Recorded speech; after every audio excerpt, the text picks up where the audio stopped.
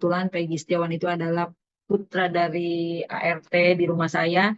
Eh, saya mau tidak mau, suka tidak suka ya harus membantu Peggy. Saya sangat terkejut atas keberanian Peggy dan mungkin kita juga semua bisa melihat ekspresi Peggy yang begitu jujur dari hati yang terdalamnya. Dia mengatakan bahwa saya bukan pembunuhnya. Saya juga kaget Peggy seberani itu bisa menyatakan tanpa adanya arahan atau masukan dari kita untuk mengatakan itu, tapi dia sendiri yang membuka sendiri bahwa dia bukan pelakunya. Itu betul-betul murid, dan saya dari ekspresi Peggy itu saya semakin berani dan semakin yakin bahwa Peggy bukan pembunuhnya dan semakin ingin bisa membebaskan Peggy dari tuduhan sebagai pembunuh Pina dan Eki. Ya, untuk yang memang itu percaya adalah Peggy asli, kan awalnya juga bukan Peggy tapi Egi. Nah, kenapa sekarang berubah menjadi Peggy? Kita juga waktu saat terjadi penggeledahan di rumah ibunya Peggy tanggal 26 Agustus, 27 Agustus kejadian, kemudian 2 hari kemudian ada penggeledahan di rumah ibunya Peggy dan ada tuduhan bahwa Peggy adalah pelakunya. Saat itu pun ibu mengatakan kepada ibunya Peggy yang dimaksud itu bukan Peggy tapi Egi. Kalau dalam secara hukum kan berbeda, dari nama aja satu huruf aja itu sudah berbeda dalam dalam hukum itu, artinya bukan orang yang dimaksud. 2016 itu bukan Peggy tapi yang beredar itu adalah Egi. Kemudian dari alamat juga kan yang beredar itu di tahun 2016 itu adalah di Mundu Banjarwangunan. Kenapa sekarang tiba-tiba setelah adanya penangkapan di 2024 itu berubah menjadi Peggy dan beralamat di Kepongpongan? Padahal dari awal 2016 dan sampai ditetapkan adanya DPO pun kan bukan Peggy tapi Egi dengan alamat di Mundu Banjarwangunan. Umur pun berbeda seperti itu. Keyakinan ibu dari situ, dari data-data DPO pun tidak benar, dengan alamat, umur, nama juga kan berbeda. Kemudian tidak ada fotonya juga. Dan Oh, tanggal 27 Agustus 2016 saat kejadian Peggy tidak ada di tempat kejadian di TKP atau di Cirebon ini karena dia sedang berada di Bandung dalam kondisi bekerja sebagai buruh bangunan. oke. Ibu yang beredar apa sih? Bukan ada simpang siur seperti itu. Tuh, ya kita kan harus tahu. Tuh, ya kita kan harus tahu dulu yang namanya identitas itu apa. Yang namanya identitas itu ada KTP. Apakah KTP Peggy dirubah Mm-mm. menjadi Robi Irawan? Itu kan mungkin cuma sebutan teman-temannya aja. Dan ibu juga nggak tahu karena mungkin itu adalah ada masalah rumah tangga juga, keluarga juga, sampai bapaknya menyebut namanya Robi karena bapaknya kan di sana pun udah menikah lagi dengan perempuan lain. Jadi mungkin itu urusan rumah tangga, tidak ada hubungannya dengan perkara ini. Itu masalah pribadinya Hmm. mereka dan tidak merubah.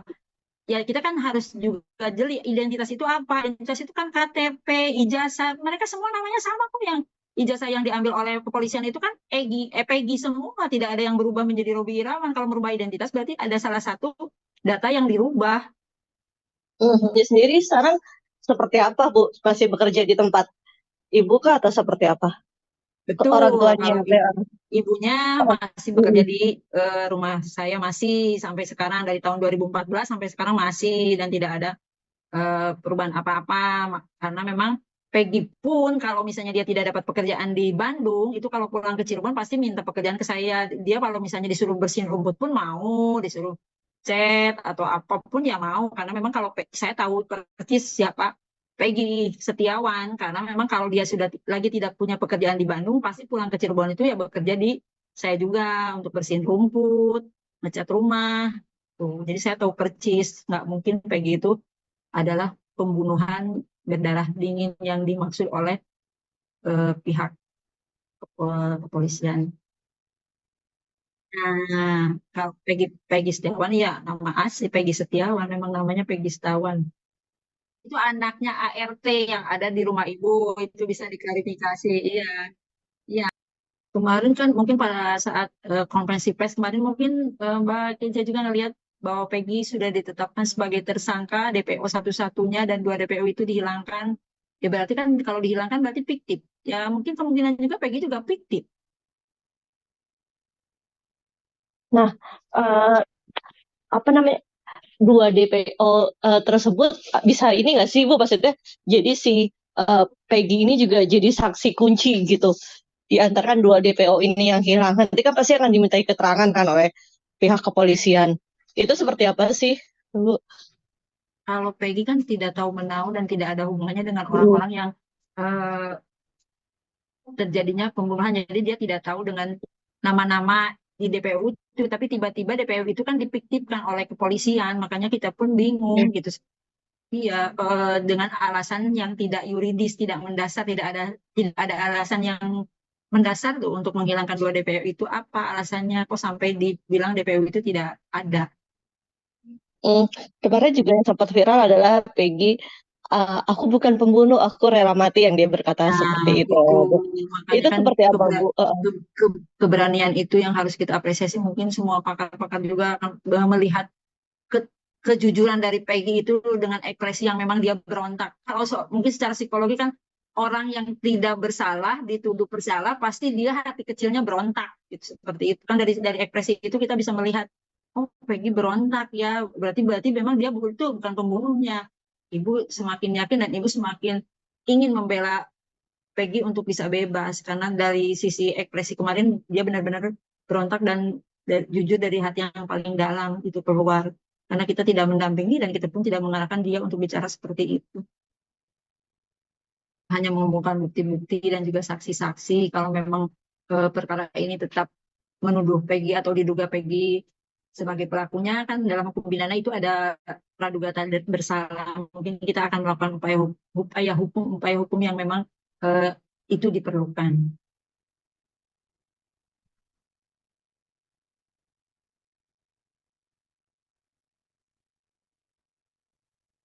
Untuk saat ini kita hanya mengumpulkan bukti-bukti. Mungkin nanti kita sama tim akan berembuk dulu upaya hukum apa yang akan kita lakukan selanjutnya setelah adanya press rilis dari Polda Jabar. Tentu, ya mungkin tentunya nanti juga kita akan bukti tertulis mungkin kita akan siapkan juga dari keterangan-keterangan BAP para terdakwa sebelumnya juga mungkin kita akan pelajari juga saksi-saksi juga akan kita ngumpulkan kemudian lokus juga kita akan cek apakah benar itu masuknya pada kewenangan kepolisian Cirebon Kota atau kepolisian Sumber karena itu adalah daerah kalau kalau ibu tahu setahu ibu itu tahun itu masuknya kepada kewenangan kepolisian Sumber gitu makanya mungkin nanti kita juga akan buka apakah betul bahwa itu adalah kewenangan dari kepolisian kota atau memang seharusnya menjadi kewenangan kepolisian Sumber karena kan putusan yang sebelumnya itu kan dipegang oleh kepolisian Sumber sebenarnya TKP-nya adalah di Sumber kepolisian kota kalau nggak salah. Kalau semua itu dilakukan oleh seorang Peggy yang hanya notabene sebagai buruh, ya nggak mungkin dari mana biayanya untuk menghilangkan identitas, eh, menutup tindik. Kan awalnya memang itu kan Peggy tindiknya besar banget. Ya, ya kalau ya nggak mungkin lah dari mana biayanya. Dia kan cuma seorang buruh, ibunya aja semoga seorang ibu pembantu rumah tangga. Nah, Ibu rasa itu nggak mungkin dia nggak punya biaya untuk itu.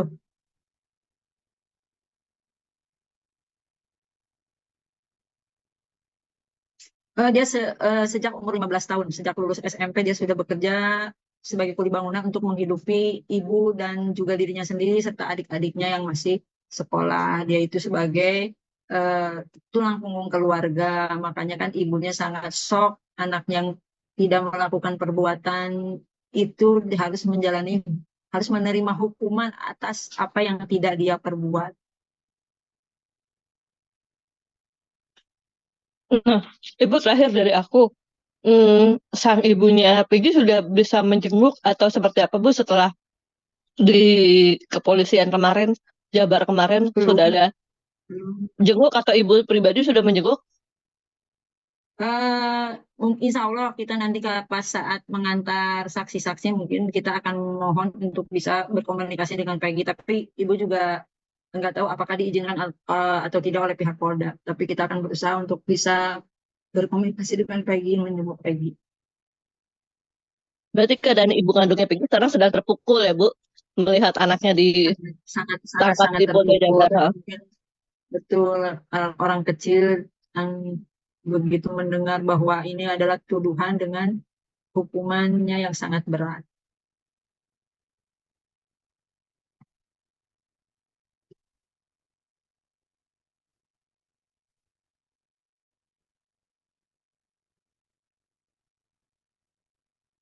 Mungkin itu ya.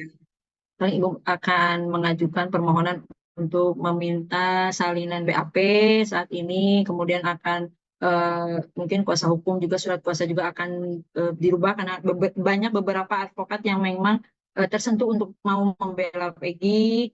Nanti Ibu juga mungkin akan bergedah perkara dengan para advokat yang sudah tergabung dalam kasus ini. Mungkin banyak masukan dari mereka. Ibu juga berterima kasih kepada para advokat yang sudah mau membantu Peggy dengan ikhlas dan mereka juga melihat bahwa insya Allah Peggy adalah bukan pelakunya.